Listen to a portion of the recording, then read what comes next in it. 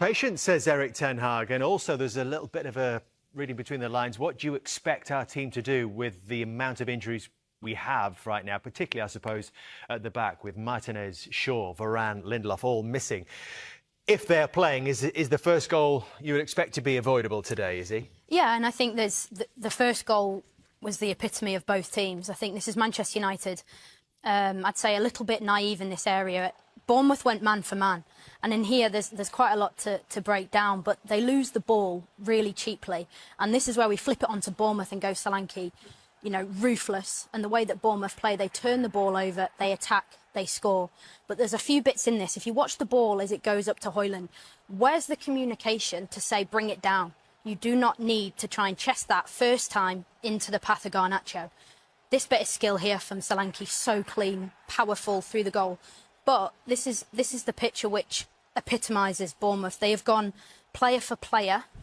This is your centre-back that's come in, and as the ball has gone over his head, he's the one that then wins the ball. This is a bit where Højlund needs to keep hold of it, and this is where they nick it. And if you just if I just rewind it a little bit in here, brave, aren't they? Is it? They're so really brave. Football. But it's the trade-off with the way that they play, and they're so comfortable in it. If you look at the distance between Senesi and Dalot here, that's bizarre. That's a centre-back and that's a full-back.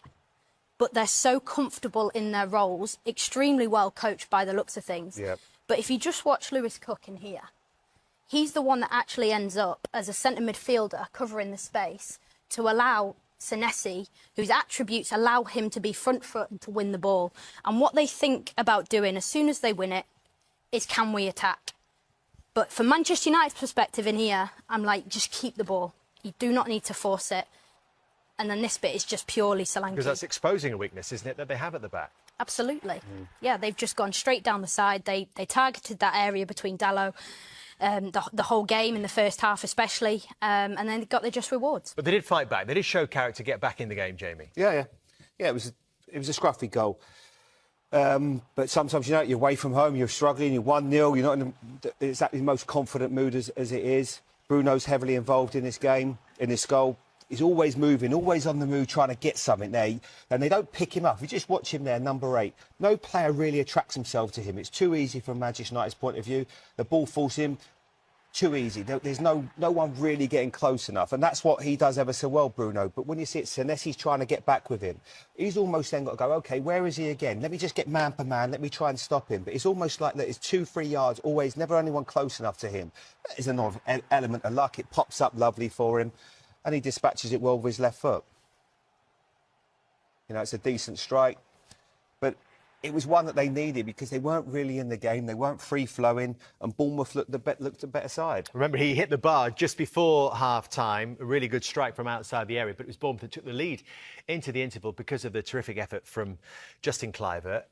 Always have to work hard to get the first name and not say Patrick Kluivert. I played against his dad. His dad could play, and this kid's not bad either. Well, he showed some really nimble feet here. I'll come back to it. I want to come back to something about Man United setup in a second, but let's Okay. look at it from Bournemouth's point of view here, because it's a good piece of play. They moved the ball really well.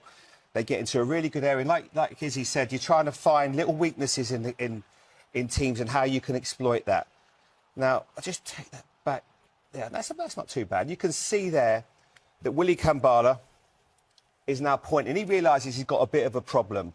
Could Garnacho maybe do better just to stop that ball getting played into Justin Kluivert's feet? He doesn't do enough. For me, he's got to try and work that, check his shoulder, look what's behind you. Can I scan? Can I screen? He doesn't do it well enough.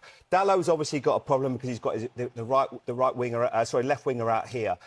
And what I would say to Willy Kambala in that situation, if you're not sure, there's too big a gap, obviously, between Harry Maguire as well. You've just got to go to him. He's your man. Go and get close to him. He doesn't. He's trying to point, and by that time, it's too late. Now you've got a problem because a player is going to pick up speed, get into the box. He wants to shift it onto his right foot really well, like he does, and then reverse it very quickly into the corner and the near post. We were saying about the role of Casemiro in all of this, because when it unfolds, we had an excellent discussion off air about it. When the centre-back is in control of the players in front of him. The point you made about Garnacho coming across the ball, that's the communication. OK, get in line of the ball, right shoulder. You're screaming from behind, right shoulder, right shoulder. As soon as Casemiro, the centre midfielder, Yeah, well, this is what I was going to Seize the talk. Yeah, space, this is it for me. So Casemiro now. There's your two midfield players. Now I think about Man United at their best, engine rooms. I think about Keane, Scholes, players like that who will get around people. This is the engine room right now. You got Mainu and you got Casemiro. And why I said I'm a big fan of his. Obviously, some of the things he's doing is incredible. But look, a couple of things. One, how deep they are. And look at also how passive they are and how easy it is. And because nobody's showing any aggression, because there's a midfield player there, you could maybe go and press in and go and get close to him. They don't. And just keep your eye on Casemiro now. Ball gets played out to him. Now that's going to... He can see a problem. He now decides to walk. Now, why are you walking there? Why are you walking? There's things happening so quickly. You've realised that. I'm thinking now, Roger, I'm thinking Declan Rice, two of the best sort of players in that position. Are they going to be walking there when they know that he's now got to go face him in a one-on-one situation as quickly as he can? Why is he not thinking, I want to come across and help my mate? He's 19 years of age. You've got experience. You've won Champions Leagues. Just as it carries on now, look, he's still walking. Now he decides, OK, I'll get into a bit of a jog. Now, look how close he is when he's going to shoot. There. If he would have ran or had just decided to just change pace a little bit, he would have blocked that. Is there not also the point, Jamie, we're talking about protecting a 19-year-old centre-back in Willy Kambwala, is there not also the point that Dalot outside him is making his 100th Premier League appearance for Manchester United? He's got Harry Maguire, who's played in countless big games for Manchester United and England behind him, and a European Cup winner in Casemiro in front of him. Should they not be communicating with him to tell him where he should be going? No, you can't. There's too late there. I don't agree with that. He has to see that danger first of all. So he's made a mistake. But what I'm just on about is the culture of just running and sprinting and helping your teammates. And I watched Casemiro at times today, and I have watched him for many years, and he's one of my favourite defensive midfield players in world football. I've loved watching him play. But right now, I watch him. It looks like he's in Soccer Aid. It looks like he's playing at such a pace where the game it's a bit of fun and, you know, there's celebrities coming on the pitch. No, this is the Premier League. You've got so much experience, and that isn't really a case of anything else apart from running. And I think to myself, Rodri, what would Rodri do in that situation? He'd have been flying out there to help his teammates. And that's what you should be doing. And I don't know why. And this is my point with Kobbie Mainoo. Now, he's got everything. He's got the world at his feet. But you need great role models to get to the top. You need people that you're going to look up to and aspire to be like. And at the moment, he's not setting the right examples to the young players around him. And as I say, I'm a massive fan, but that isn't good enough, because if he'd have sprinted... Soccer Aid's harsh. I've seen you play Soccer Aid. I think that's and I was useless in Soccer Aid. I scored a couple of goals, but I couldn't run. That's why I couldn't think of a better analogy. Out of that, lets it run across his body and then clips it up the line. But I think there's just... And it happens in football. You've got split seconds to think about decisions. And sometimes you panic. And it just felt that slightest little panic like that, and just a slight movement. And it was all it took. And given on field, so VAR never going to be overturned, David. Never. After that, pretty major to overturn it, which wasn't going to happen. So Bruno Fernandes steps up and converts the penalty. How well did he play tonight? He was fantastic. You know, he takes so much responsibility on, and this was so calm, clean. Ran over, collected the ball, and you know he wanted to win the game. Of course he would. Grabbed the ball and was like to the rest of his team. He sent a signal. You know, come on, let's go and do this now. But it wasn't to be. He gets a lot of stick, Bruno. A lot of stick from people, and some of it I get. I also think it's unfair. I think when I watch him play, I see a player that genuinely cares. There's a frustration. Yes, there's sometimes pettiness. Sometimes he's calling out his players. But if I was coming into that club, or if it's the manager, if he keeps his job, Eric Ten Hag, whoever comes in, he's the sort of player you'd be looking to build the team around. He's a player. He makes things happen. I see him try to order people around. But what the frustration comes from, and we'll look at some of the goals, I don't think people care as much as what he does.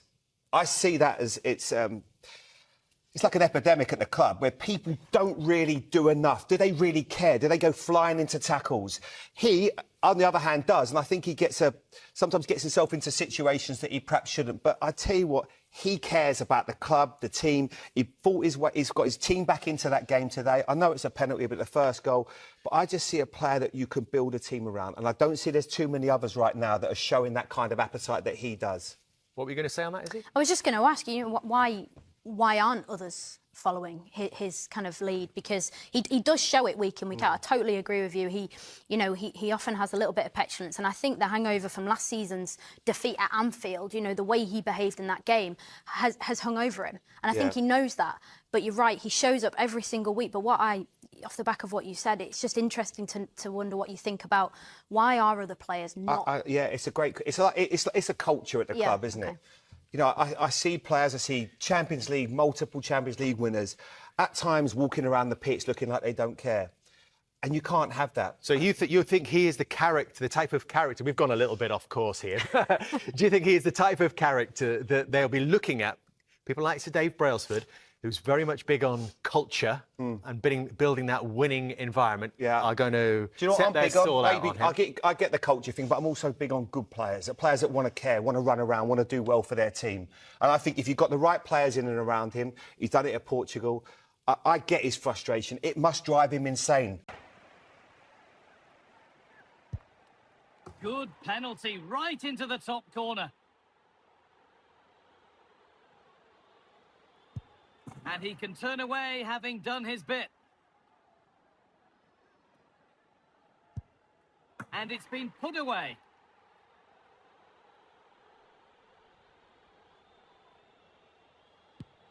Oh, it's been kept out.